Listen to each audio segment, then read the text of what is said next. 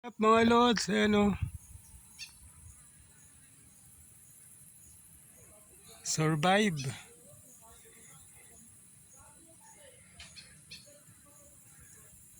Ito yung isa sa magandang pasyalan dito sa Barangay Kamaching, Doña Remedios, Trinidad. Dati talaga maraming pupunta rito nung ito medyo bago-bago lang. So ngayon medyo parang konti na lang siya, pero ang ganda pa rin naman. Parang di na lang siya gaanong nililinis kasi parang konti na yung pumupunta.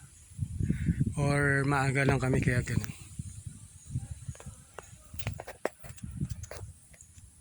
Tapos ayan no. Pababa, bundok ng DRT.